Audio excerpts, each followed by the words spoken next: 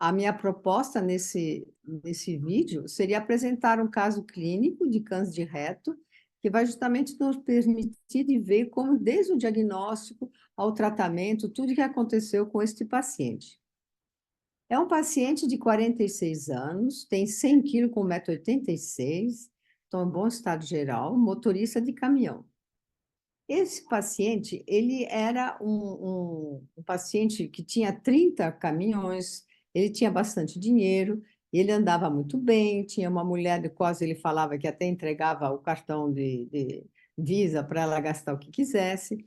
A vida estava vento em popa. Quando, um belo dia, um grave acidente de caminhão, um condutor de veículo do outro lado da pista veio a colidir no seu caminhão. Aí ele teve múltiplas fraturas de braço, de perna, perdeu todos os dentes. Por vários anos ele ficou sem dente, ele comia só pastoso, mal mastigava, mas já se queixava sempre de diarreia alternada com prisão de ventre.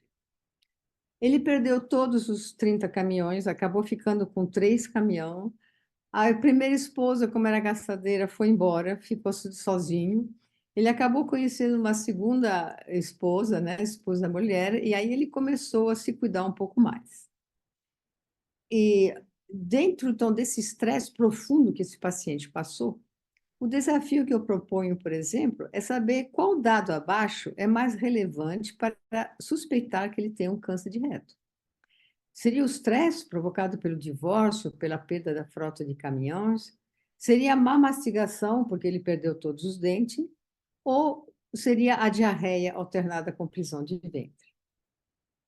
Então, um paciente de 50 anos, certo, que vem com essa história, certo, esse estresse profundo, mas que ele está sempre se queixando, ora está com prisão de ventre, ora está com diarreia, é um dos sintomas mais relevantes que faz pensar em câncer de reto. Então, vamos um pouco a saber, a gente começou a investigar a história clínica desse paciente. Tinha uma hipertensão leve, usava só losartana. Interessante é que ele tinha uma história familiar positiva, um irmão com câncer de garganta, uma avó de mama, uma outra avó de colo de útero. Ele negava tabagismo, mas ele referia que bebia uma lata de cerveja por hora nas folgas. Lembrar que ele era caminhoneiro, então não podia beber, senão a polícia pega, né? Um dia ele desmaiou. Ele foi ao pronto-socorro com uma anemia profunda, estava com 5,5 de hemoglobina, acabou recebendo sangue, sulfato ferroso e foi encaminhado ao proctologista para tentar investigar de onde vem essa anemia e por que tanta diarreia e alternada com prisão de ventre. O proctológico pediu colonoscopia e endoscopia. Então, o desafio já nesse sentido qual é o dado clínico mais relevante que faz suspeitar de um possível câncer de reto? Seria a história familiar de câncer? Seria essa anemia grau 3 ou a hipertensão arterial? Então, sempre um paciente de 50 anos que apresenta uma anemia profunda, a primeira coisa que você tem que pensar é esse paciente pode ter um câncer ou de estômago ou de intestino.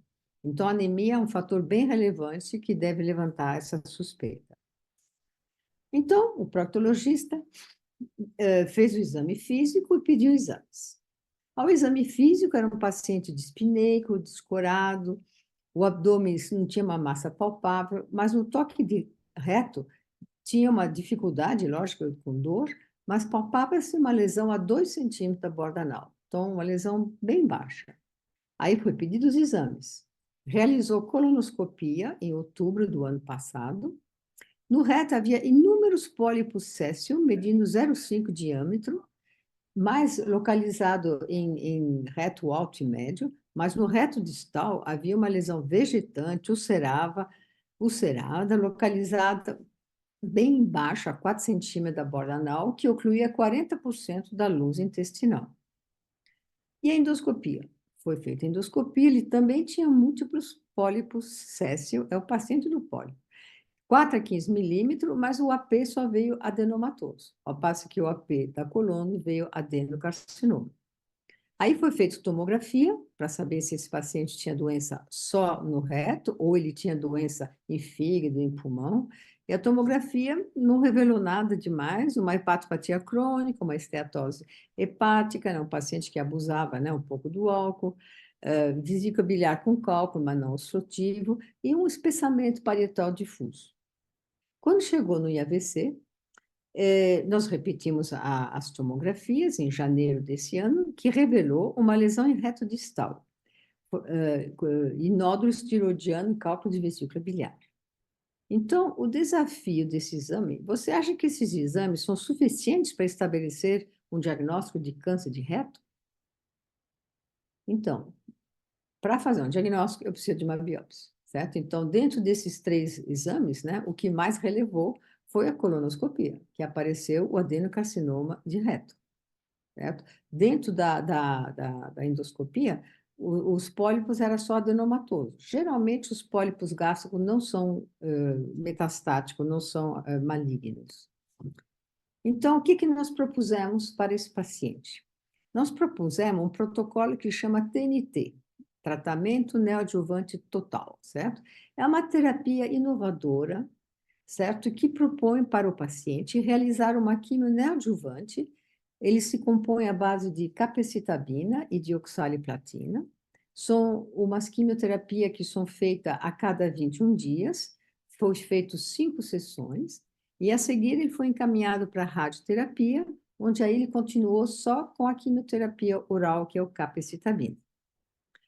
Esta TNT, este protocolo, além de melhorar a eficácia da quimio no combate às micrometástases, ele pode aumentar a chance de o paciente evitar uma amputação, porque uma lesão tão baixa não dá para grampear, certo? Então, seria uma colostomia definitiva e amputação do domínio perineal. O paciente entendeu o protocolo, assinou o termo de consentimento e foi muito certinho dentro do seu tratamento. Com a oxaliplatina, uma química que costuma dar um pouco de formigamento, uma sensibilidade ao frio, mas é uma coisa que foi tolerável. O capecitabina pode provocar um pouco de diarreia, mas que foi bem manejado. E ele já não apresentava mais sangramento retal quando ele terminou já as sessões de radioquímio. Completou a rádio, não esqueceu de tomar nenhum comprimido, então ele foi bem certinho no seu tratamento. Então, o desafio é que antigamente a gente começava o tratamento desses pacientes indo diretamente para radioterapia e quimioterapia. E a gente não conseguia tanta resposta completa como a gente consegue com esse novo protocolo, porque permitiu, fazendo 5 químio, dar um tempo dessas químio eliminar as micrometástases que possam estar circulando no sangue e conseguir uma melhor resposta local. Um momento difícil da cirurgia. Então, esse é o momento que, justamente, quando você está com o paciente, um oncologista, o paciente morre de medo, pensando que vai ficar com uma bolsa de colostomia a vida inteira. Então, é uma coisa que tem que ser bem discutida, tudo ao longo do tratamento, psicologicamente preparar o paciente, certo? Porque tem paciente que tem indicação, apesar de ter feito todo esse tratamento, de fazer amputação do domínio perineal, foge da raia, vai embora, não segue o tratamento, e a recidiva local de reta é muito dolorosa, é um momento muito difícil. Então, esse paciente, ele foi encaminhado para o cirurgião após o término da rádio. No toque retal, o cirurgião já gostou, porque só tinha um abaulamento na parede lateral do reto. Aí foi feita uma nova colonoscopia, que mostrou redução bastante da lesão, e só sobrava um tecido cicatricial. Foi feita uma biópsia e ela veio sem malignidade. Então, para este paciente, a gente propôs a mucosectomia. Então, só foi retirado a mucosa no local onde havia a lesão retal. E o paciente está em segmento clínico sem evidência de doença. O marcador tumoral, o carcinoma, o CEA, o antígeno carcinoembrionário, nunca havia se alterado. São exame fácil, é um exame que é colhido no sangue, e sempre esse exame, por exemplo, se ele está acima de 10, opa, eu acho que mudei a tela aqui. Se ele está acima de 10, já é indicação de quimioterapia. Mas às vezes você vai fazer o momento do teu tratamento, você vai estadiar, você pede um CE e às vezes o CE está muito alto. Você já fica com o pé atrás, fala, esse paciente deve ter alguma metástase em algum lugar. Então, o desafio é que a mucosectomia versus amputação abdominoperineal. Lógico que, do ponto de vista do paciente, não há dúvida, né? Que ele fala, doutora, pelo amor de Deus, se der, quero ficar com a mucosectomia, certo? E esse paciente foi feliz no seu tratamento, porque ele aderiu bem ao protocolo, certo? Ele permitiu de evitar uma cirurgia mutiladora, certo? Lógico que quando você não faz a cirurgia completa, você tem que fazer um exame mais seriado. Esse paciente, a cada 6 meses, tem que fazer uma retossigmoidoscopia para avaliar se realmente ele está em resposta completa. Então, vamos investigar um pouquinho mais o que acontece. Como a falta de mastigação correta pode interferir na evolução da doença do câncer de reto? Então, vocês acham que a mastigação não interfere? Ou você acha que a falta de mistura da comida com a saliva não contribui para o surgimento do câncer? Ou a não mastigação correta contribui para uma obesidade, que é um fator de risco para câncer? A falta de dentes, como era esse paciente, nunca leva a uma perda de autoimagem ou depressão? E, por fim, mastigar pelo menos 25 vezes o alimento permite ao cérebro secretar hormônio de saciedade e evitar a obesidade, que é um fator de risco para essa doença. Então, a resposta certa, certo? É que é a resposta C, porque assim, a gente deve mastigar corretamente os alimentos. O ideal é mastigar umas 12 vezes aquele bolo alimentar, porque o cérebro, ele precisa de um tempo para produzir hormônio de saciedade e que evita que se coma em exagero, evitando a obesidade. A mastigação, certo? Então, a glândula parótida, ela produz uma enzima, certo? Que é a pitialina, que é a amilase salivar, certo? Que em pH neutro, ligeiramente alcalino, digere parcialmente aquele amido e o glicogênio e o converte em maltose. Então, já chega para o estômago, já meio que digerido. Vamos ver um pouco qual o principal exame a pedir para elucidar a anemia no paciente que tem 50 anos. Então, você está lá com o teu paciente, ele tem 50 anos, ele pode ter queixa, às vezes, digestiva, que vai te facilitar, mas o que você pensaria em fazer? Um parasitológico de fezes? Uma hemoglobina e o ferro sérico? Pedir sangue oculto nas fezes? Ir direto para a colonoscopia? Endoscopia? Então, isso vai depender muito do sintoma. Se o paciente tem essa anemia, se ele tem já história de diarreia alternada com prisão de ventre, você já pode ir direto para uma colonoscopia.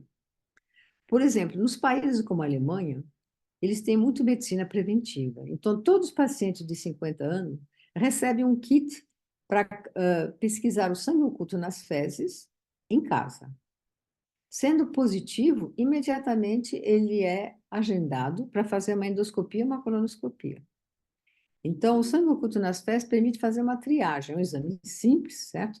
E que permite, por exemplo, esse paciente é um paciente relativamente jovem, ele tem irmãos. Então, às vezes é difícil para o SUS falar, olha, os teus irmãos precisam fazer colonoscopia, certo? Mas pelo menos faça sangue oculto nas fezes, que isso já é uma coisa que o paciente, né, aceita melhor. Sendo positivo, vai atrás, certo? Do que possa ter. Lógico que mulher em idade fértil, com menstruação abundante, mesmo se tem esse sangue oculto nas fezes, você vai priorizar uma colposcopia, um ultrassom transvaginal, você não vai pensar na mesma coisa do que aos 50 anos. Então, como a gente já apresentou, certo, o aula que eu dei de prevenção primária, secundária e terciária, que é um exame, uma aula bem, que ajuda bastante a vocês orientarem o seu paciente. Então, vamos ver o que dentro desse caso é prevenção primária, secundária e terciária. Então, a primeira, a prevenção secundária seria a pesquisa de sangue oculto nas fezes? Então, não. Sangue oculto nas fezes faz parte de uma prevenção secundária. A prevenção terciária seria melhorar a alimentação? Não. A alimentação, controlar a obesidade, sobrepeso, ela faz parte da prevenção primária, certo? Não dá, certo? Você tem que orientar ele lá adiante, certo? Para começar a orientar a sua alimentação para não se ficar obeso, que é um dos fatores de risco para câncer de colo e reto. A prevenção terciária poderia incluir a orientação aos familiares para realizar o hemograma? A prevenção terciária, ela pensa em minimizar os efeitos colaterais. Por exemplo, nesse caso, esse paciente, ele tomou oxaliplatina, ele já estava começando a ter formigamento, a gente chama isso de neuropatia periférica, uma neuropatia que durou mais do que 7 dias, passa a ser G2, então imediatamente você tem que diminuir essa dose para o próximo ciclo. Porque se essa neuropatia se instala, às vezes é muito difícil de sair e é bem debilitante. Uma outra resposta seria que nada pode se fazer para prevenir um câncer de reto. Não, não e não, certo? Então, a gente sempre tem que orientar nosso paciente, certo? Para saber. E, por fim, a prevenção primária seria a colonoscopia. Não, a colonoscopia faz parte de uma prevenção secundária. Se você pediu sangue oculto nas fezes, veio positivo, você pode partir para a colonoscopia. Então, sempre esses 3 métodos, a prevenção primária é o controle de dieta, do peso, controle de sedentarismo, obesidade. Nesse caso, cuidar da higiene bucal, não pode ficar sem mastigar e sem dentes o tempo todo. A prevenção secundária. Então, é um paciente que tem diarreia, que tem constipação, você já pode pedir o sangue oculto nas fezes, o protocolo TIF, certo? Que antigamente precisava fazer muita dieta sem carne, dava muito falso positivo, certo? O sangue oculto. Agora, com esse imunistoquímica, por TIF, ficou bem mais preciso, certo? E a prevenção terciária. Então, vai a gente ajudar esse paciente a suportar o tratamento, certo? Tanto nas quimioterapias, seus efeitos colaterais, certo? Como se às vezes, infelizmente, é necessário utilizar a bolsa de colostomia para o resto da vida, existe o grupo dos colostomizados, essas bolsas são fornecidas gratuitamente no SUS, as enfermeiras estão aí para ensinar o paciente a lidar com essa bolsa, certo? Enfim, um último slide para a gente poder passar de quanto relevante é esse tema, certo? Saber que maio é o Dia Mundial da Saúde Digestiva. Então, já é conhecido o Outubro Rosa, né, do câncer de mama, o Outubro Azul, do câncer de próstata, e para a saúde digestiva já é menos conhecida, mas é o 29 de maio. Esse tumor, certo? Ele é, no homem, o terceiro tumor mais frequente. Primeiro terá próstata e pulmão. E na mulher é o segundo mais frequente, porque primeiro para ela é o câncer de mama, e segunda será o câncer de colo. A estimativa de casos novos para 2023 foi estimada em 40.990 casos. O número de mortes em 2020, por exemplo, foi de 20 mil para homens e 10 mil para mulheres. Ainda é diagnosticado em doença avançada. Por quê? Porque é uma doença silenciosa, certo? Então, a gente tem que pensar antes, né, para o paciente não chegar a esse vício. Então, é aquele paciente que está passando no posto de saúde, você percebe que ele começa com uma anemia, certo? Era para ter 14, ele começa com 11, ele volta com 10, certo? Ele tem queixas digestivas aí, imediatamente a gente tem que pensar. Porque, lógico que para o câncer, quanto mais cedo você diagnosticar, melhor o resultado, certo? Lógico que se o paciente vem já com a doença em fígado, já disseminado, já é mais difícil. Apesar de, hoje em dia, o fígado melhorou muito, os cirurgiões conseguem fazer umas ressecções importantes, certo? E ajuda o paciente. Mas o ideal não é, o ideal é pegar um paciente um pouco como ele. Teve sorte, porque na realidade ele demorou um pouco. Mas esse acidente que ele teve acabou acelerando, certo, o seu diagnóstico. Então, prontinho, eu queria saber quem está, quem tem algumas perguntas, quem já teve contato com esses pacientes, né, sobretudo o colo de reto.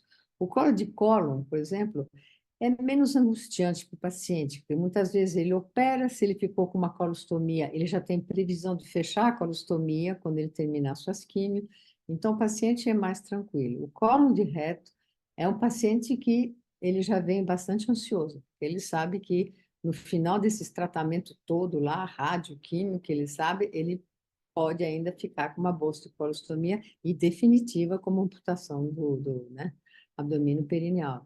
Então, são pacientes que têm que ser manejados com bastante psicologia, com bastante apoio emocional, para ele poder participar o melhor possível do seu tratamento. Alô? Alguém está escutando?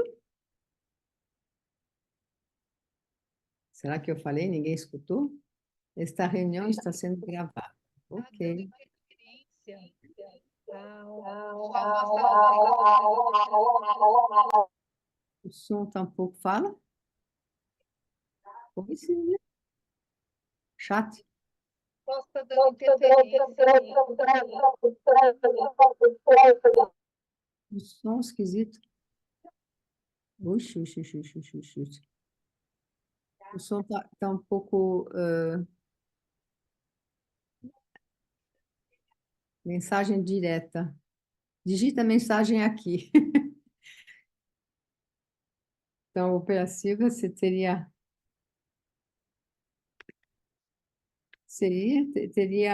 algo a acrescentar?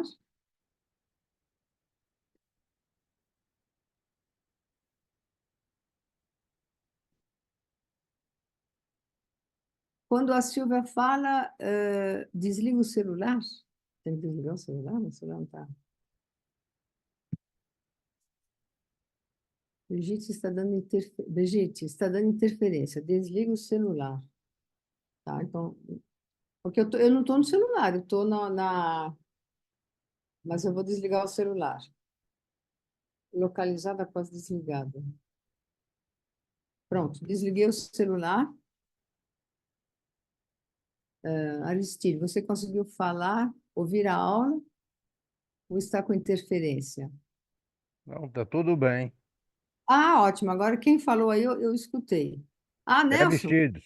Aristides. Ah, Aristide Pinheiro. Olá, Aristide. Tudo bem? Tudo bem. É. Muito boa aula.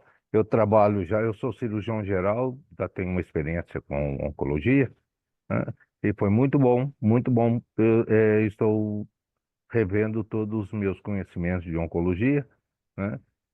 Eu acho que nunca a gente deve esquecer que tem sempre alguém que sabe mais que a gente, e aprender nunca ocupa espaço, né? Foi muito bom essa aula.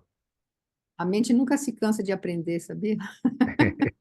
Muito bom, muito bom. Eu tenho sim experiência com o paciente. Apesar de ser cirurgião, eu me dedico mais à oncologia gastrointestinal. Minha clínica é mais gastrointestinal. Então eu tenho muito contato com câncer, desde orofaringe até região retal. Eu tenho sim, tenho muitos casos. Às vezes eu não opero, encaminho para colegas e fico acompanhando, né? Porque a clínica, quando a gente pega a parte clínica não cirúrgica para acompanhar o paciente, inunda o consultório, né? Então a gente sempre fica com um pouquinho de receio de abandonar o paciente e ir para a beira da mesa cirúrgica. E eu prefiro ficar ao lado do meu paciente do que ficar com o bisturi na mão, né? E tem, e acho muito bom. É porque o paciente é engraçado, né? Praticamente em todas as áreas, a gente vê que existe é multiprofissional, né? Você tem por isso que tem esses hospitais de câncer, né? Porque pode oferecer desde o cirurgião, a radioterapia, o oncologista, cada um tem o seu momento certo de agir, né? E cada vez mais a gente vê tanto estômago quanto reto, por exemplo, protocolos, né, neoadjuvante para depois melhorar, né, tentar diminuir as micrometástases, melhorar o tumor local, para o cirurgião poder ter mais êxito em retirar quase que a totalidade, né, se possível, a totalidade da lesão. E depois, digamos, operou, sobrou doença, por exemplo, no câncer gástrico, você costuma fazer FLOT, né, os 4 ciclos de FLOT. Se sobrou doença, você pode continuar ainda fazendo quimioterapia. Sim, Então, radioterapia associada, né? Se tem margem positivas, a gente pode. Então, essas três modalidades, a gente está sempre trabalhando em conjunto. E sim, realmente ter um paciente que tem um clínico geral, a gente pode falar, né? Que o acompanha, com certeza que vai ajudar. Porque às vezes você não perde o paciente do câncer, de repente ele descontrolou a pressão dele, fez um AVC e balbal. Então, tem que ver ele como um todo, né?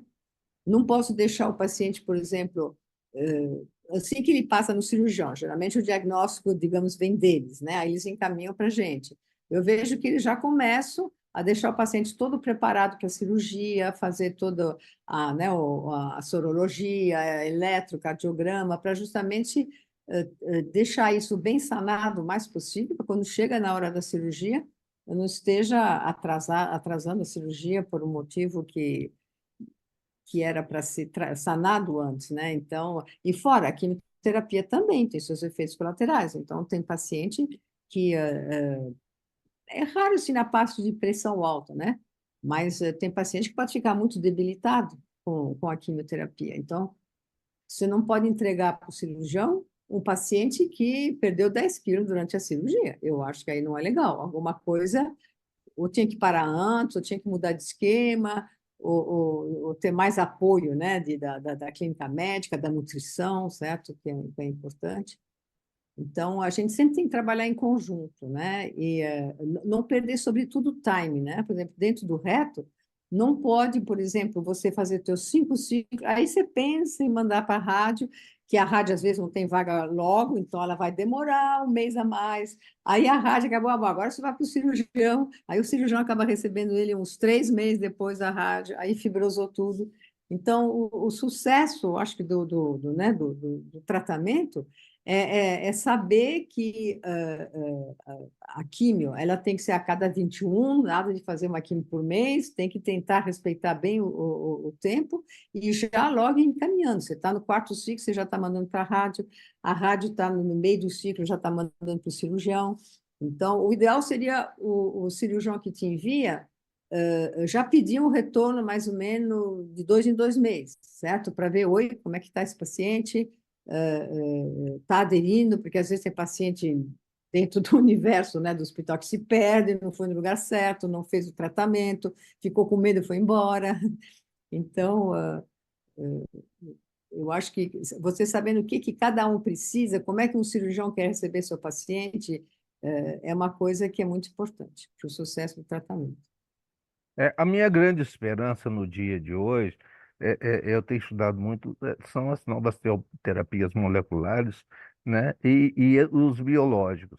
É, é, os quimioterápicos, de quelação, impedimento de S1, S2, M1, eles sempre deixam sequela. E a rádio, nesse caso, a experiência minha, né, de reto, a retite pós-rádio é terrível, viu? A estenose é horrorosa. Coitado dos meus pacientes quando acontece uma retite com estenose retal, E o né? sangramento, né, o sangramento retal. Então, Sim, geralmente, nesses casos, é mais aplicação de argônio, né, para aliviar essas retites actínicas.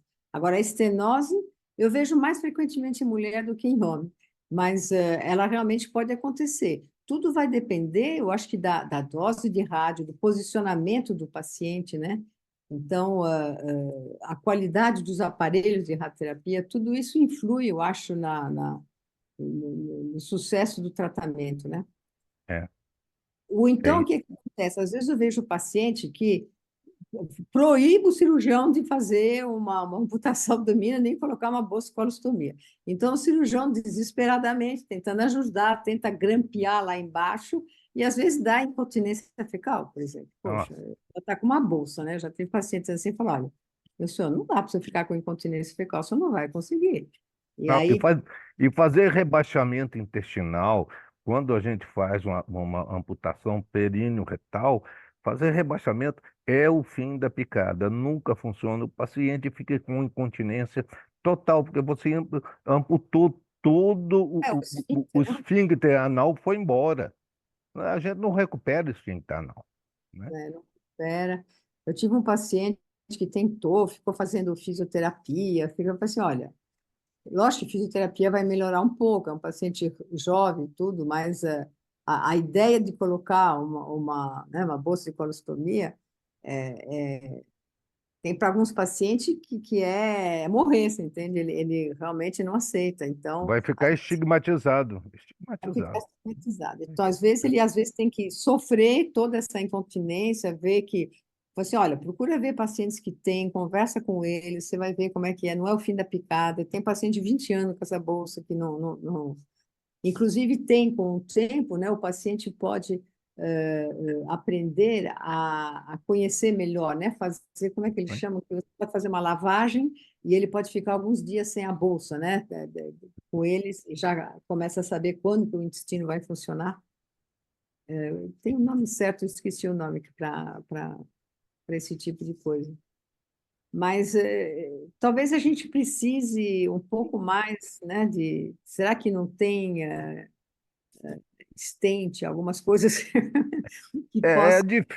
É difícil porque a gente depende do esfíncter muscular, né? E nós vamos tirar musculatura que a gente amputou, irradiou, tá? Com pouca área de vascularização.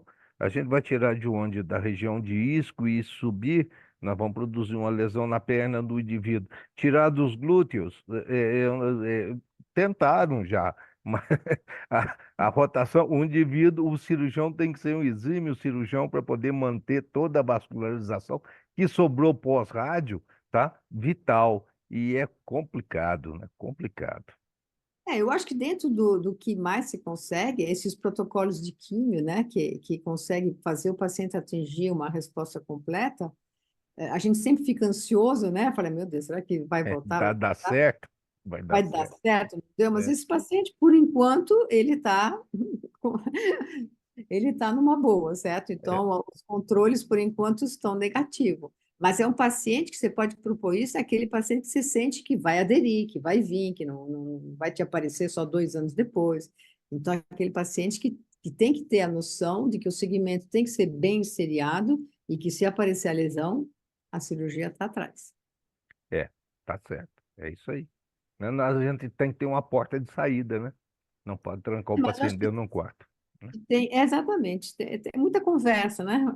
É. Muito entender, né, a doença. Agora, hoje, por exemplo, mesmo no ambulatório, tem um paciente que ele terminou a rádio, a químio. Falei, bom, então agora o senhor vai no cirurgião. Ai, meu doutor, agora que ferrou. Todo mundo tem medo do bisturi. Agora que eu tô. Falei, não, quem sabe você não fez. Mas só que esse paciente, ele estava sentindo dor e dificuldade para evacuar. Falei, esse cara não está fazendo a resposta completa, né? É. Eu sempre tento falar, olha, se o cirurgião achar que tem operar, você não vai começar a ficar choramingando aí que você não quer isso, hein? Porque a recidiva local de reto, os casos que eu tive, que recusou e voltou no local, nossa, que desastre. Dá fístula para tudo quanto é. Não, é Não, complicado. é Complicado. complicado.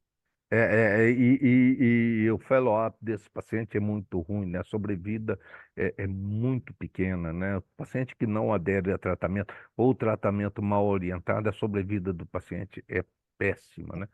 Por isso que eu fico tão desesperado. Eu ia fazer minha pós-graduação no Einstein, e aí mudei para vocês, porque eu achei que vocês vão ser melhor. Lá no Einstein ia ser só gastrointestinal, e vocês estão mais amplos. Vamos ver se eu consigo, né, tirar essa minha cisma que eu não estou conseguindo tratar bem do paciente. Por isso que eu estou tão interessado. Sempre tem coisa nova, né? Que surpreende. É, Quando me formei, não tinha nada de TNT, né? Sempre eu achava que, puxa, se eu fizesse mais química, esse cara, eu acho que ele ia conseguir. Porque, assim, antigamente, vamos lá, né? Só tinha fluoroacilo covurim, né? sim. Morria tudo, hein? Quando era metastático, você tentava dar de tudo quanto é jeito, em 6 meses todo mundo ia. Aí começou a surgir o oxaliplatino, opa, já foi um grande avanço. Surgiu o irinotecano, certo? Que também já veio ajudar. Surgiu os anticorpos monoclonais, né? O bevacizumab, cetuximab, o regorafenib, mais modernamente. E aos poucos, né? A imunoterapia vem, né? Eu Pena acho que que é caro. Pena que é, é caro. é Pena que caro, é caro. mas se de repente ela se mostra muito efetiva, pensa bem, por exemplo, no câncer de mama, Hercept. No começo a gente trabalhou sem Hercept. E agora o SUS dá o Hercept, né? Virou O tão Herceptin foi a grande porta, né? Ele foi grande o início de tudo, né? Foi ele que começou toda essa revolução, né? gente. Então, de repente, viu que não tem como, né? Até a medicina, né? Os convênios, coitado, né? Dá dó às vezes porque é tão caro. Você pega um paciente que tem que fazer ipilimumab, nivolumab, eu acho que gasta R$ 400.000 nos primeiros 4 meses. Quer Sim. dizer, não tem como, né? Vai falir todo mundo e todo mundo vai perder, né? Então, tem que baixar o custo, o governo tem que realmente investir mais, né? Por exemplo, antigamente, onde a gente trabalha, no Arnaldo Vieira, a gente tinha acesso ao bevacizumab, cetuximab, panitumumab. Aí, depois que o Dória lá, não sei o que ele fez, ele proibiu, se a gente pedia, a conta vem para o Arnaldo Vieira mesmo. Se a gente tivesse, a gente nem pedia, né? A Então, gente não consegue nem medicação. Você tem Crohn, tá? Você precisa do imunológico para Crohn. Esse bloqueio de tudo quanto é jeito. O infliximab, tenta conseguir infliximab para você ver. Você não consegue, não consegue. portanto, realmente são tão eficazes, né, ter esses tratamentos que. Mas eu me lembro de um paciente que conseguiu, faz uns 10, 15 anos atrás, ele conseguiu, de repente, virou essa casaca aí do governo de cortar. Eu acho que tinha tantos processos no SUS, né, de paciente que processa para poder receber, né, o seu tratamento, que o SUS não aguentou, né, o Estado não aguentou. É que, na realidade, uma vez eu pedi, por exemplo, para a Alemanha, falei assim, olha, e se você tem você fez primeira linha do teu tumor, geralmente segunda linha já é padrão, e aí se não funcionar, como é que funciona lá na Alemanha? Ela falou, ó, aqui funciona assim, você tem que provar que você fez a primeira linha, que você fez a segunda linha, que o paciente progrediu, tem que mandar tudo isso para eles. Aí eles vão te liberar 3 meses o remédio. Em 3 meses você tem que novamente apresentar todos os exames. Se estiver funcionando, eles te pagam mais 3 meses. Se não estiver funcionando, para por aí. É, é Eu isso acho que o aí. problema que teve, por exemplo, bevacizumab, por exemplo, tem gente que começa. Aí progride, então eu vou fazer, em vez de beva e fofox, eu vou fazer beva e fofire. Não deveria ser assim, não tem ninguém no governo que tenha um critério como esse que está na Alemanha, por exemplo. Fala assim, não, eu te dou, mas você tem que me provar que funciona.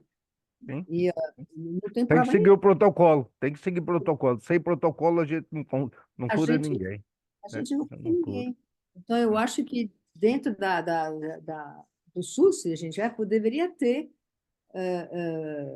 auditores, né, bem capacitados, né, dentro dessa área de oncologia, para justamente poder estabelecer critério e provas, né, porque aqui ninguém, uma vez que você pedia bevacizumab, eu tinha até paciente que falava, doutor, não estou usando mais, mas eu peguei para dar para o vizinho meu que ele precisa dessa droga. Eu falei, meu Deus, Meu Deus do céu. eu falei, É. só para com isso. Eu vou ir para a cadeia porque eu Vai sou pra cadeia, vai pra cadeia. Não, brasileiro sempre tem um jeitinho, né? O danadinho sempre consegue. Mas, Essa aula está sendo muito produtiva. Eu estou aprendendo outras coisas. Paciente que pega medicamento por vizinha. Tá bom. pode ser esse, né? Eu falei, não pode, não pode. Mas é que eles não falam nada, doutor. Eu vou lá, eles não me pedem nada, eles dão direto. Então, a gente vê que ninguém coordena nada, ninguém sabe nada, ninguém sabe por que está tomando, quanto tempo que já tomou. É, então, em vez de barrar, que nem fez né, o governo Dória lá, não sei se continua ainda, não é assim. Tem que estabelecer critério. Sim. Prova que você precisa. Aí teria muito mais sucesso, né?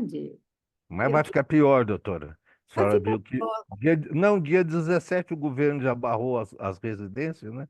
Agora vai ficar Deus dará. Agora é que Não, ninguém vai as ter residências protocolo de nada. ficaram um caos, vai ficar Acabou. um caos, né? Tiraram os Acabou. médicos que vão. É, Nós falamos assim, eu acho que vai sobrar Ebramed é, para os é, pacientes ter aula de qualidade. é, é, Profissionais que vão, que tentam, é, olha, é assim que a gente faz, é assim que vocês têm que fazer. é, E é, né? Mas muito bom essa aula, muito boa. que bom que você gostou e que a gente pode trocar ideias, né? Porque a gente, Deixa eu só perguntar uma coisa. Silvia Graziani tá seguindo a gente? Será que tá? ela deve estar assim, porque eu vejo pela. Eu estou, Brigitte, mas eu não sei o que acontece com Ela tá ruim. Eu não estou conseguindo ouvir. Não, Silvia, é que Silvia, tem é, que desligar teu celular.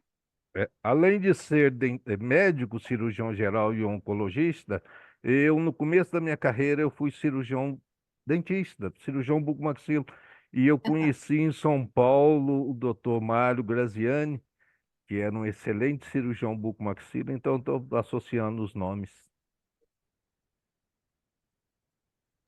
Silvia, Bri, parece. Fala. Bri, boa noite.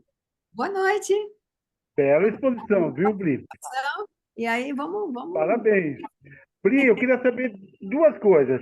Ah, Primeiro, eu acho que o progresso, né, do câncer, dos tratamentos, tudo, é que nós resolvemos tratar o câncer com uma doença multidisciplinar, né? isso. Então, essas reuniões e tumor board muito contribuíram, né, para os avanços em termos de protocolo, em termos de padronização de doença, né? Você sabe que os infantis é assim, né? Imagina você errar uma dose lá na criançada, né? Diz que o protocolo de infantes melhoraram Exatamente. muito, porque ninguém faz. Eu juro pelo protocolo. Tudo funciona com protocolo. Mesmo porque, Bri, né, mas a oncologia pediátrica é um nicho muito pequeno, né? Então, todo mundo acaba se conhecendo, e se você fizer alguma bobagem fora do protocolo, fora do padrão, você fica meio que excluído. Já na oncologia geral já é um pouquinho diferente, né? Acho que cada hospital tem o seu padrão, o seu protocolo, o seu serviço, né, Bri? E a sua É. experiência. E uma outra coisa que eu queria te falar, ah, ah, Bri, a inteligência artificial futuramente vai ser o nosso aliado, o nosso inimigo, nós vamos perder todo o emprego, como é que você encara isso? Olha, eu sempre imaginei que deveria ser assim, né? Em vez de ter hospitais, né, de câncer, etc., né, você vai pela telemedicina, né? Então, o paciente poderia te ver no teu consultório e você vai prescrever a química que esse paciente vai fazer numa central de químio do governo, você entende? Para autorizar. Porque a radiota, quando o governo gasta, por exemplo, em fazer Hospital Ipiranga, Arnaldo Vieira, AC Camargo, falo SUS, né? Não particular e tudo, né?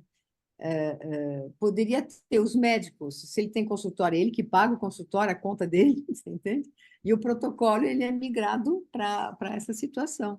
Eu fui, por exemplo, em Villejuif, na França, que seria um AC Camargo, vai da vida, que tem por lá, e, por exemplo, a central de químio deles é uma catedral, praticamente, onde o médico prescreve a quimioterapia, e ela é agendada para que a sobra de uma já vai para outra, para maximizar todo a,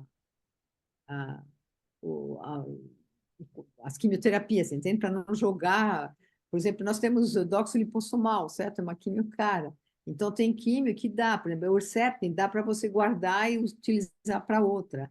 Então, às vezes, ah, pode ter que no AC Camargo eles conseguem, às vezes, direcionar para os pacientes fazerem a mesma, aproveitar a sobra de um para ir para o outro. Mas eu acho que não é assim que se passa, porque, por exemplo, passa no meu ambulatório, eu prescrevo a quimio e ele vai imediatamente fazer. Como é que ela sabia que eu ia fazer, né? Então, essa inteligência artificial eu vejo nesse sentido, de maximizar a economia que a gente possa fazer, né? Mas achar que Porque mesmo assim, vamos supor, hoje não tem inteligência artificial, mas tem Google, né? Qual é o paciente que tem doença dessa, não foi lá digitar, olhou o Google e, e te já vem com um monte de perguntas, o que não é ruim, né? O paciente que se interessa pela sua doença, que te pergunta, que faz, eu acho que ele geralmente ele adere melhor, né? Ele entende melhor o que está se passando. E no SUS, o que está acontecendo hoje em dia? Ninguém aguenta pagar convênio, né? Sobe tanto que tá, todo mundo cai na Prevent e da Prevent cai para o SUS. Então, o que a gente vê é que chega no SUS pacientes que estão sabendo o que está acontecendo, que sabem questionar. E às vezes a gente se enfrenta, por exemplo, que o paciente ele pode tentar judicializar. Então, ele quer, por exemplo, a última que eu tive é uma paciente de câncer de bexiga, quinta linha, politratada. Ela tinha até um tumor já que ulcerava na barriga. Eu dei como cuidados paliativos. Ela foi para o colega do lado, ele falou, olha, realmente, a doença está avançada, acho que agora é priorizar o cuidado paliativo. O que que ela fez? Foi no AC Camargo, pagou a consulta, o cara lá prescreveu pembrolizumab numa paciente caquética na quinta linha, com tumor abscedano. E aí ela queria, voltou para a gente dar uma negativa do tratamento. Quer dizer, a gente viu um termo, bem que você falou, aí passou um advogado, falou, olha, a senhora consegue essa carta. Aí o que nós fizemos? Pois não, seu caso é grave, diretor do hospital, que foi o nosso advogado. Aí a gente mandou lá para o diretor do hospital, falei, o senhor que responde. Porque se você escreve que você não vai dar pembrolizumab, mesmo se você colocar, não está no nosso rol dos procedimentos, o advogado pega esse processo e o hospital é obrigado a pagar. No hospital SUS, é o pobre. Então, a gente enfrenta na oncologia, com todas essas drogas novas, certo, que vem surgindo, o que fez, por exemplo, a Unimed, minha filha trabalha na Unimed lá de Jundiaí. Eles fizeram assim, se o paciente foi ver meu senhor Buzaide lá em São Paulo e que vem com uma prescrição, sem problema, não passa nem com ela. Vai direto lá, é autorizado. Ah, quer fazer a segunda dose? O senhor volta para o doutor Buzaide, ele vai prescrever e ele vai ser responsável dos efeitos colaterais. Então, aí a paciente que pagou 1.000, 2.000 reais lá a consulta, vai ter que voltar em 21 dias para pagar mais 2.000, mais 21 dias. Aí ela acaba. É a maneira que eles tiveram de não bater de frente, né, com o paciente. Porque se você pega pembrolizumab, por exemplo, tem, como falou assim, eu acho que 35 ou 40 indicações. Não tem como os convênios resistir, né? Fora que tem lugar que você ganha na porcentagem da quimioterapia que você prescreve. Aí fica mais ainda difícil, né, de ver. Ou então você tem convênios que te fazem assinar um contrato como que você não vai pedir nenhum imunoterápico e que se a paciente vier com uma indicação dessa, ela vai ser encaminhada para o advogado que ele já tem lá Quer dizer, vira uma medicina... Teu paciente é teu amigo, mas é teu inimigo, né? Ele não tem nada a perder, vai morrer amanhã. Então, ele vai com tudo. Não está nem aí se você está no meio, se você não está. Então, essa parte, para nós oncologistas, é um pouco difícil. Então, quando chega nesse patamar, por exemplo, essa paciente que vem me pedindo fazer um relatório desse, muito cuidado. A gente orienta assim, não põe nem a mão, direto para o diretor do hospital, que ele vai responder advocaticamente a essa pergunta. Então, a gente sofre bastante nesse sentido. Eu acho que também, talvez sofre mais ainda o médico que trabalha nos convênios, porque existe, às vezes, a possibilidade, você lê, você estuda, tem aquela indicação de tentar aquela imunoterapia, mas está fora Então, eu acho que me dá a impressão que tem um país, uma vez que me falaram, acho que é Indochina, uma coisa assim. Falei, como é que funciona lá a medicina? A medicina é o seguinte: o governo, para cada pessoa que tem câncer, ela tem um X, sei lá se era 100 mil, sei lá, vamos supor 100 mil reais. Tudo que passar de 100 mil reais é o paciente que paga. Então, ele fala, sabe qual é o nosso problema? O paciente vem e pede para a gente, bom, se eu fizer esse tratamento, qual é a porcentagem que eu tenho de cura? Olha, o efetivo é 10%, eu não vou, não quero tratar, eu não vou tratar com essa droga. O próprio paciente escolhe se ele não quer, porque muitas vezes não é que a tal imunoterapia, quem tomou imunoterapia está curado e quem não tomou está morto. Não é bem assim. As respostas são sempre modestas, né? Então, eu achei interessante nesse país, deles optarem, né? Porque aí o paciente é que decide. A regra do jogo é essa naquele país. Então, a regra lá da Alemanha era, bom, eu te pago, mas você tem que me provar. Quer dizer, já tem um freio, né? Para não ultrapassar. Então, eu acho que essa medicina, como falou, né? Que inteligência artificial, ela não sei até que ponto ela vai nos ajudar ou ela vai atrapalhar, porque todo oncologista está sempre entre a cruz e o diabo lá, porque o paciente está te pressionando. Ah, mas eu fui ver, você está, por exemplo, na Prevent, você está prescrevendo um negócio. Ah, mas eu fui lá no Buzaide, ele disse que é esse daqui que seria bom para mim. E aí, o que que você faz? O que que você faz na frente de um... Se obrigada a falar, sim, mas aqui a gente não paga. Ah, a senhora não paga? Então a senhora me fala, me põe por escrito que não pague, que não vai me prescrever. Porque eles têm que ter, por exemplo, essa que é do SUS, né, da Bexiga, que foi lá pegar o pembrolizumab, o advogado precisa de uma negativa do hospital para poder acionar o governo para pagar a droga. Mas o governo, atualmente, o que que ele faz? Ele manda a conta para o Arnaldo Vieira. Antigamente, não, ele pagava, ele perdia o processo, alguma coisa assim. Hoje em dia, não sei o que aconteceu lá no SUS, mas não é assim que as coisas funcionam. Então, você vê que a gente tem também bastante.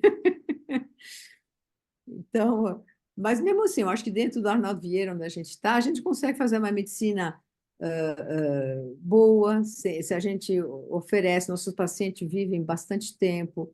A gente, lógico, não tem toda essas imunoterapia, mas começou a entrar, a gente tem gefitinib, não tem o zimetinib, mas tem o gefitinib, o Herceptin, a gente consegue o pertuzumab durante um certo tempo, a gente consegue o imatinib, que já entrou.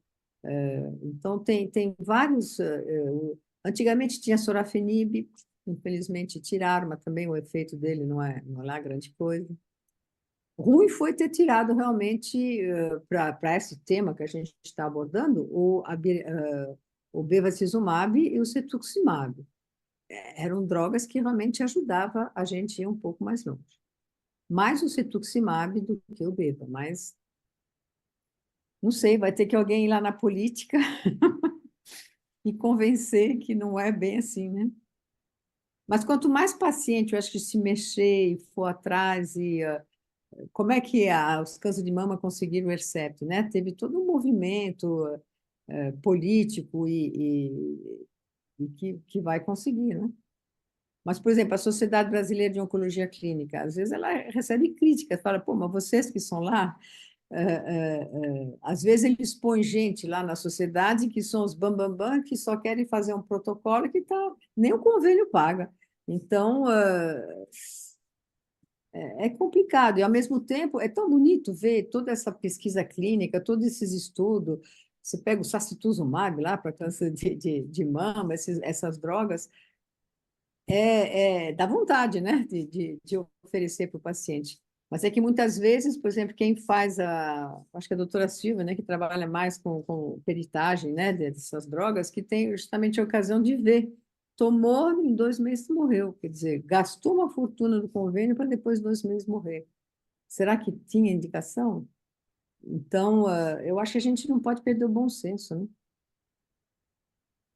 É verdade, né, Brigitte? Acho que a gente vive hoje um paradigma, né? De o que pode ser feito e o que dá para ser feito, né? Assim, existe uma situação abusiva dos convênios, uma situação extremamente limitante do SUS, né? Por conta de que não existe representatividade, né? Na realidade é isso, é o que você falou, não tem representatividade nem de paciente, nem da sociedade.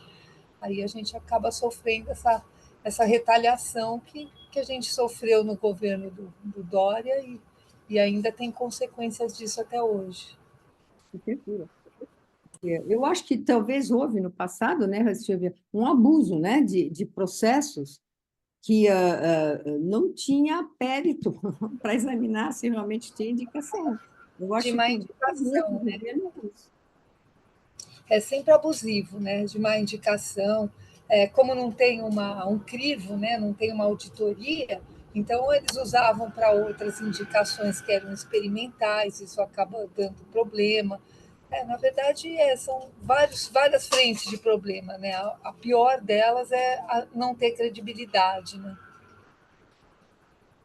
É, eu acho que a ciência vai avançando assim, não é? As drogas novas vão chegando.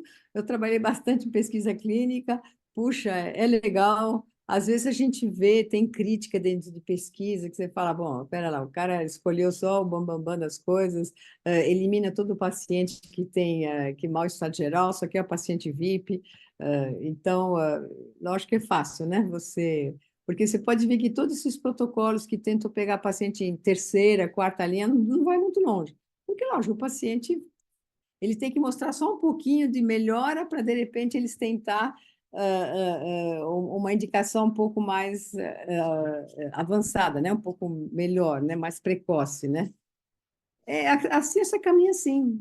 Eu acho que a gente tem que saber que tem os prós, tem os contras, não pode perder o bom senso, porque às vezes a gente vê a coisa mais errada que eu acho às vezes, o médico lá do Bambambam, lá do Sírio, do outro lugar, não, com essa droga é importante. A família se reúne, paga o que pode, o que não pode, e o paciente morre pouco tempo depois. Quer dizer, será que a gente ajudou aquela família? Né? Será que... Então, precisa ter dados robustos, realmente, que fala, não... Quando, inclusive, tem dados robustos, o próprio governo começa a ser pressionado. Fala, olha, por exemplo, tratar melanoma, né, sem imunoterapia está ficando difícil, né? Então, tem toda uma pressão, né, bom, dos próprios laboratórios, com certeza, da sociedade, para justamente pressionar. Falar assim, não dá para fazer DTI sem melanoma, gente, tá? Tanto é que no nosso serviço, para a gente não sofrer, a gente falou, ó, caso de melanoma nós não tratamos, a gente reencaminha para a regulação, falando, nós não temos imunoterapia, enquanto o governo não liberar essas drogas, a gente não aceita porque perde a chance, às vezes, até do paciente poder entrar em algum protocolo de pesquisa clínica nova, né, para indicação. Então, é complicado, é complicado. Às vezes, talvez o ideal seria ter um site que possa nos fornecer quais são os protocolos abertos com os critérios principais de indicação dentro da cidade no qual... Cidade ou redondeza, né? Porque aí você tem um protocolo bom lá em Jaú, se muda para lá e vai se tratar lá, né? Então, às vezes, eu sinto falta de ter um acesso mais fácil para poder encaminhar o paciente para a pesquisa clínica, porque é uma chance que possa ter para ter um tratamento, sobretudo se ele é do SUS, né?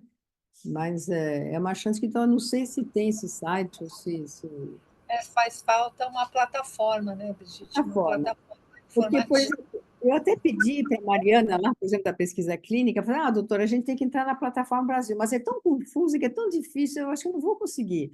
Quer dizer, ou então, para entrar na plataforma Brasil, você tem que ter X, Y, C, você tem que estar cadastrada, você tem que... parece que existe uma barreira né, desse tipo de informação, uma coisa que deveria ser mais fluida. Por exemplo, os protocolos que rolam dentro de AVC, bom, está todo mundo sabendo quais são os critérios de inclusão, exclusão, para justamente tentar favorecer. Mas mesmo assim, eu acho que a comunicação ainda é pouco, deveria ser melhor. A gente pode melhorar, porque deveria estar no site, certo? Ou então o paciente, por exemplo, ele poderia entrar dentro do Arnaldo Vieira, ou lá do AC Camargo, seja lá que hospital, e verificar quais são os protocolos abertos e os critérios de inclusão. E ele poder ligar para lá e falar, olha, eu tenho isso, isso, isso, manda, né, o documento deles, e ele poder ser avaliado. Brigitte, mas eu acho que aí tem um grande problema na pesquisa clínica que eu acho. É a burocracia. A gente já discutiu isso algumas vezes. O grande problema, você tem um país continental como o Brasil. Tem poucos centros que fazem pesquisa clínica. E mesmo dentro desse centro, é tanta burocracia que para você resolver isso, para uma droga começar a entrar na pesquisa clínica, às vezes leva 2 anos, 3 anos, entendeu? Então, eu acho que devia ser uma coisa menos burocrática e se ampliar mais os centros de pesquisa. E uma outra coisa, os laboratórios, você fala, mas o laboratório só procura o bambambam, entendeu? É porque dá prestígio, é porque, sabe, ninguém procura um centro de pesquisa, por exemplo, numa cidade pequena, numa cidade do Nordeste. Então, acho que além de... E só mais uma coisa, Brigitte, eu queria defender uma coisa. Eu acho que a auditoria, eu vou defender a auditoria, temos bons auditores, Brigitte. O problema é que eu vejo corrupção em tudo que eu olho. O problema das auditorias, o problema é a corrupção, é o desperdício, é para onde vai esse dinheiro, entendeu? Corrupção sempre vai ter, né? São drogas, onde tem dinheiro tem corrupção, né? São drogas É. tão caras que não tem jeito, né? Alguém, ó, se você fica em um laboratório que quer absolutamente que você prescreva, ele só te paga algum congresso se você estiver prescrevendo a droga deles. Hoje em dia está um pouco mais difícil, né? Porque tem regras, né? Normas éticas, né? Que estão proibindo isso. Mas eu acho que o melhor seria ter. Por exemplo, eu não vejo dentro do Arnaldo Vieira um site falando, ó, pesquisa clínica, colocando todas as pesquisas que tem aberto. E o paciente ter acesso. O paciente dentro do IAVC como fora do IAVC. Ou então um médico que possa ter. Então, ou então uma plataforma, não Brasil, uma plataforma pesquisa clínicas aberta, né? No estado de São Paulo, pelo menos, e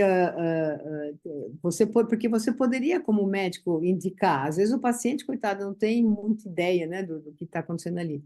Mas, às vezes, se tivesse essa informação circulando melhor dentro do meio da oncologia clínica, talvez a Sociedade Brasileira de Oncologia Clínica deveria fazer esse trabalho. Ela tem acesso do norte a sul do país. Então, ela poderia talvez abrir uma plataforma falando, olha, tem todo... Eu acho que se eu tivesse, por exemplo, um melanoma, e que a única pesquisa, eu sou SUS, e a única pesquisa clínica que tem para mim é lá no Nordeste, bom, pego o avião, vou para lá, vou arrumar um biquinho, vou alugar uma casinha lá, vou ter que ficar por lá para me tratar. Então, mas só que é difícil. Você imagina só, nós médicos, a gente tem dificuldade em ter esse acesso, imagina o paciente. Então, eu acho que é uma proposta para a Sociedade Brasileira de Oncologia Clínica. Ou então nós vamos abrir um negócio lá na Ibramed para ele Podemos pegar todas fazer, as pesquisas clínicas. a partir dessa ideia sua, Brigitte, a gente pode fazer. A gente pode começar com a pesquisa local, com esses centros que querem fazer pesquisa com a gente, e podemos construir um site de informação que o paciente tem acesso, e a gente divulga, começa pequeno, depois os outros pesquisadores vêm nos procurar, porque é uma forma, né? Eles procuram, a indústria farmacêutica procura os bambambam para fazer pesquisa, mas eles procuram a gente para captar paciente, né? Então, tem esse viés também, né?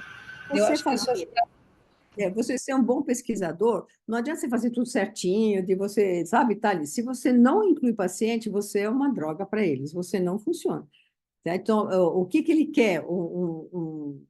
Uma AstraZeneca, geralmente é uma indústria farmacêutica, né, que vai financiar a pesquisa. Ele quer paciente, ele quer local onde tem paciente. Lógico, não pode ter só isso e, de repente, você ter um material ruim, ou a pessoa não leva direito à pesquisa, você tem que saber trabalhar, certo, com a pesquisa, ter toda uma equipe em volta. Mas, de todo jeito, eles dão muito apoio, né, essa pesquisa clínica para fazer. E eu acho que essa ideia, Silvia, de a gente começar a criar um site, começa com o Arnaldo Vieira, começa em todos, talvez, o centro de pesquisa. Qual é o centro de pesquisa em São Paulo que não gostaria? A gente vê, por exemplo, que até os convênios estão percebendo que é uma boa pesquisa clínica. Vamos fazer pesquisa clínica no nosso serviço, por quê? Porque eles vão ganhar dinheiro, pesquisa clínica, se souber trabalhar, pode dar dinheiro para eles, e também é um atrativo, né, para o paciente que queira ingressar dentro do seu convênio, de saber, olha, aqui nós fazemos pesquisa clínica. Porque parece que, às vezes, a gente vê, por exemplo, pesquisa que está aberto em vários centros dentro de São Paulo. Geralmente são alguns só, não é que todos estão dentro de São Paulo, né? Mas o que tem dentro da pesquisa clínica? Como é laboratório internacional, começa tudo lá nos Estados Unidos e na Europa. Quando eles veem que, puxa vida, a gente não está conseguindo o N suficiente, aí vão lembrar da América do Sul. Então, a gente chega quando a pesquisa está em um mês para acabar. Como é que você quer colocar um paciente em um mês, né? Então, a gente poderia, nessa ideia, você entende? Pelo menos defender o Brasil e ter a sua própria plataforma, porque tem até paciente, eu imagino que se o paciente fala, doutor, eu não moro aqui, eu moro lá no estado sei lá, de Goiás. A pesquisa clínica paga até o avião para ele vir fazer a quimioterapia dele. Então, é válido realmente a gente ter essa informação de onde tudo acontece. Eu tive um paciente, por exemplo, que era de melanoma, ele veio para mim e falou assim, olha, se eu começar o DTIC aqui, que era o que a gente tinha lá, você está fora de qualquer pesquisa clínica. Eu falei, olha, pega teu bloco de parafina, certo? E vai bater na porta do AC Camargo, do Sírio-Libanês, de todo esse povo aí que parece que tem pesquisa. E ele conseguiu entrar numa dessas. E realmente ele entrou, ele tinha feito imunoterapia, ele voltou 3 meses depois, ele estava indo muito bem, agradeceu. Quer dizer, a gente se sente feliz em poder, né, encaminhar corretamente um paciente e ter acesso. Então, também eu acho que o que falta, por exemplo, corre uma pesquisa clínica e, às vezes, ela não está indo bem. Por exemplo, dentro do nosso instituto, tem uma pesquisa para câncer de colo de útero, se ela tivesse uma mutação FGTS, lá não me lembro qual mutação que era, mas todo mundo progredia rapidamente. Então, eles fecharam a inclusão de pacientes porque não estava indo bem. Então, mas essa informação precisa ser veiculada. Por exemplo, nós fizemos para câncer de próstata, entrou o Propel, né, que era o Olaparib, né, em pacientes que tinha mutação do BCRA12 positivo. Bom, todos que saíram foram aqueles que estavam no braço placebo. Os 3 que sobraram lá dentro estão no braço Olaparib. E já faz 5 anos que estão tomando essa droga. Olha que maravilha, né? Estão tomando a biraterona, a dose plena e o Olaparib. Então, é muito bom, eu acho que a gente poder encaminhar pacientes para pesquisa. Só que o que eu sinto, por exemplo, às vezes é tempo, por exemplo, imagina, tempo, o que eu vou fazer? Eu estou trabalhando, a gente trabalha que nem um louco, né? Aí eu vou parar, pegar meu tempo e saber, eu precisaria ter algum acesso fácil, tipo você jogar na plataforma o tumor dele e ele já te aparecer logo o link onde tem. E aí você poder encaminhar. Mas isso não é difícil, Brigitte. Dá para construir um site e acho que a gente tem que pensar nisso. Promove o serviço e dá acesso aos pacientes, já que a gente está esperando a representatividade da sociedade e dos pacientes, né? É melhor a gente tomar outras atitudes, né? Mas queria agradecer você, Brigitte, a aula foi excelente, apesar de eu estar com problema de audição aqui, por conta de eu estava em dois grupos, né, no Educar Mais, que eu entrei, e no meu, por isso que acabou dando essa interferência e estava dando interferência também no seu. Mas queria agradecer muito a sua aula, se alguém tiver mais alguma colocação, quiser falar mais alguma coisa, e senão a gente se vê no próximo mês. Tá bom. Silvia, eu só queria fazer uma colocação. Silvia? Oi, Nelson, estou te ouvindo. Eu só queria fazer uma colocação e cai dentro daquilo que eu falei em você abrir os centros de pesquisa.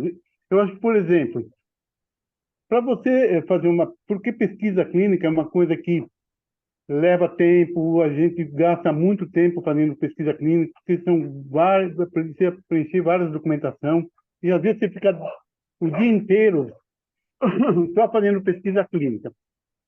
Silvia, por que não departamentaliza? Né? Por exemplo, quem gosta de cólon faria uma pesquisa clínica em câncer de cólon. Quem gosta de mama, pulmão e assim por diante. Quer dizer, você teria alguns médicos, né? Então, todas as patologias seriam direcionadas àquele médico, né? Por exemplo, os cânceres de pulmão vai para falsas, câncer dos jovens vem para mim, os cânceres de mama vai para Brigitte ou para Cássia, entendeu? Por exemplo, no ICESP, Não ia ver. o que ele fez no ICESP? Todo caso novo que chega, ele é triado primeiro por uma enfermeira de pesquisa. Ótimo, é. Conforme ela vê os critérios de inclusão, esse paciente é direcionado para o médico X, fala, olha, minha senhora, esse paciente ele vai seguir esse protocolo, tá? Você vai fazer isso, isso, isso. Que Então, beleza. não tem Assim, muito que ela não quer, é isso que vai dar, certo? Então, assim, se quem se interessar, lógico que está aberto, né? A Brigitte é uma pessoa que eu mais do que insisto para ela participar, né? Porque ela tem um super know-how, mas quem se interessar está aberto. No momento, como também o fluxo é muito pequeno, a gente só ficou com a Patrícia, mas tem a Patrícia, o Lucas e a Juliana que participam. E é aberto para quem quiser participar, não tem problema nenhum por mim e pelo serviço, não teria problema nenhum. É que é uma coisa mais trabalhosa, demanda um tempo maior. Então, a gente direcionou para uma médica que ela tem uma remuneração para isso, né?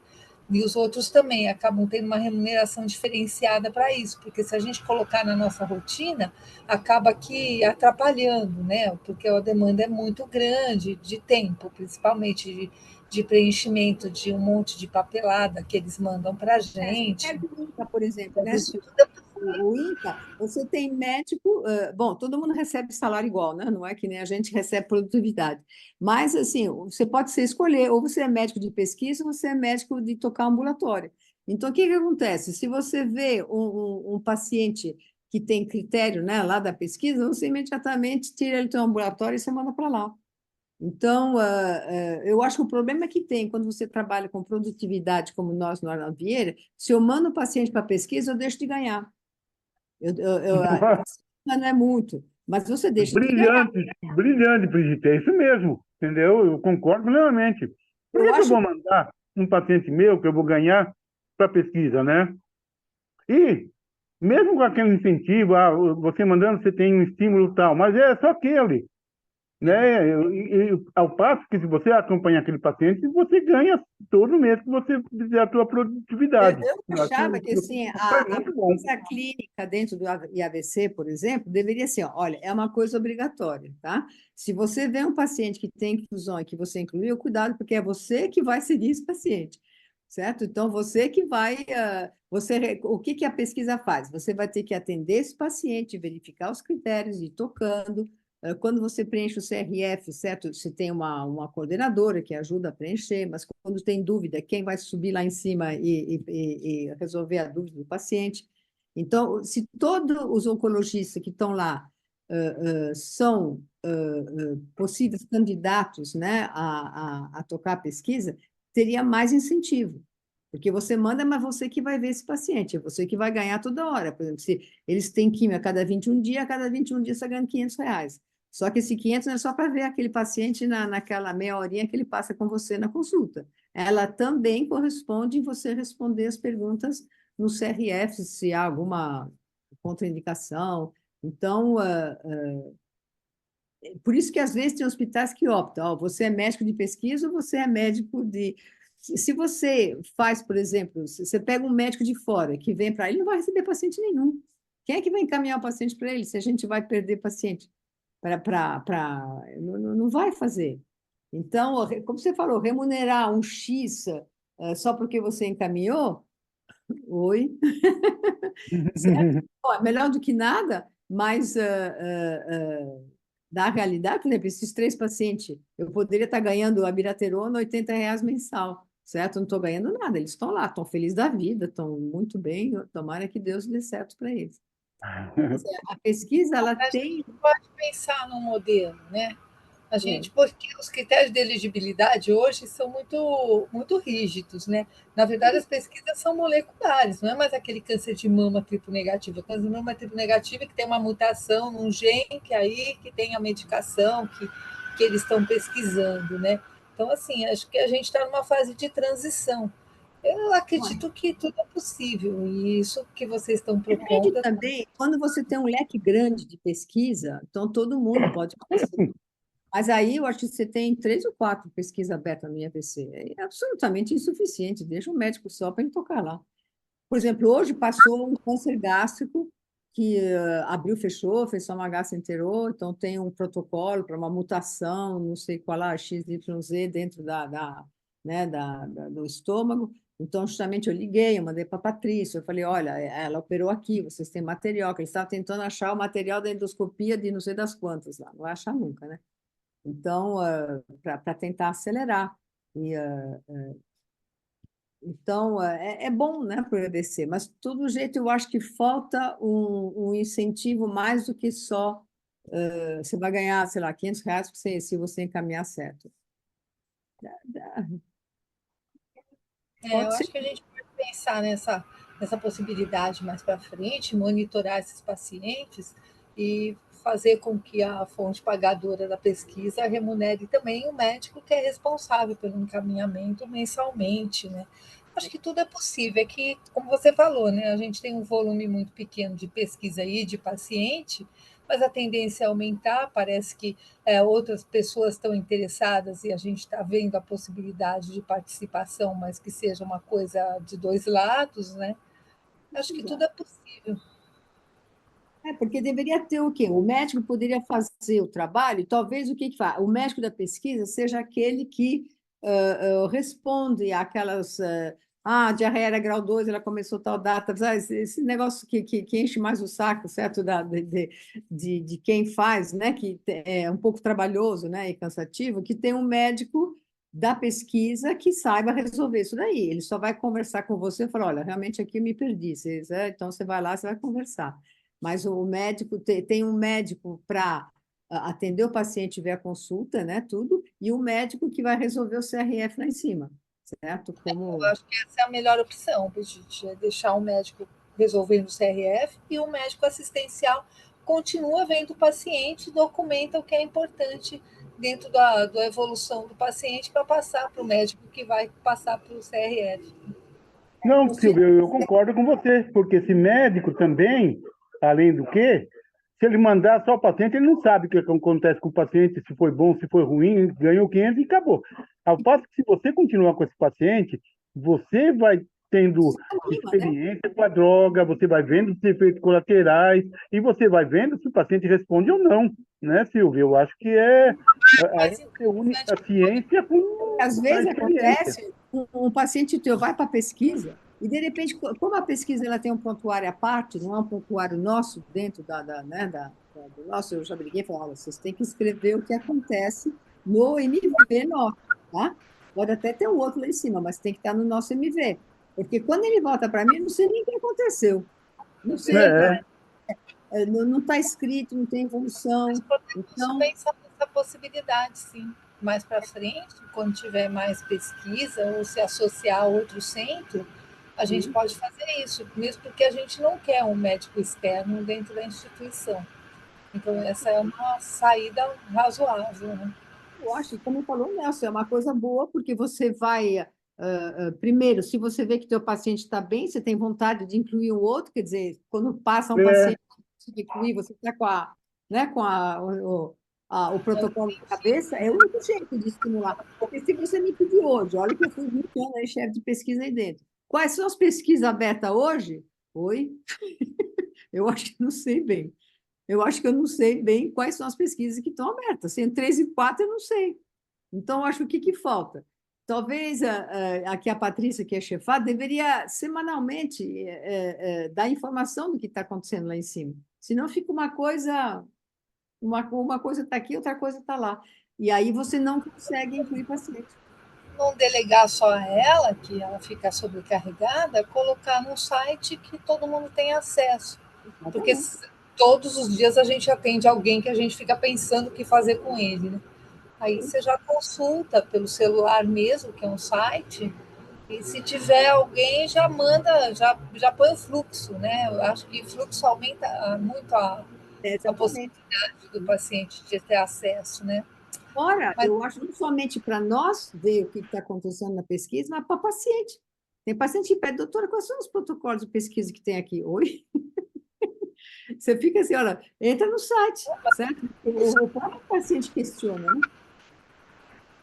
a gente dá acesso, a gente faz uma pequena divulgação na sala de estar deles, né? Para eles também verem se enquadram e questionarem o médico na hora que for atendido, que a gente vê a possibilidade do médico estar assistindo o paciente e ter um médico de pesquisa só para preencher o CRF, que pode ser a Patrícia, o Lucas, qualquer um deles, né? Silvia, isso que a Brigitte falou é importante, porque não só internamente, não só o paciente perguntar quais os protocolos de pesquisa que estão, mas também externamente, né? Outros hospitais, outros serviços, aonde se faz pesquisa. Olha, no IAVC está se pesquisando tal droga no câncer do estômago. Quer dizer, Sim, vou pode ver essa referendar para a gente. Eu vou ver essa possibilidade de começar com um site pequeno, bem direcionado, bem explicativo, bem simples, porque tem que ser simples mesmo, né? Vou ver, acho que até o mês que vem a gente já. O definitivo vai ser quando realmente o paciente chega, porque como é que você vai saber se tem que ter inclusão, tem que ter lesão-alvo, não alvo, mas pelo menos a possibilidade, né? O paciente tem que estar escrito numa linguagem que o paciente possa entender, ele vê que seria possível candidato, e então a gente pode começar com uma coisa interna nossa, por exemplo, se viesse o protocolo de mama, né, do Dr. Egg, por exemplo, já vai acrescentar mais protocolos. Já inclui os do EG, o Bruno também tem protocolos que ele pode beneficiar alguns pacientes. Ele falou que tem protocolo de melanoma. A gente não tem melanoma, não tem porque a gente não tem medicamento para tratar o melanoma, né? Mas eu acho bem interessante. Nossa, gostei muito da ideia. Mas, gente, obrigada. Bom, gente, tá bom, vamos. Senão a gente não para nunca, né? Falar de oncologia. De falar, né? Tá falando.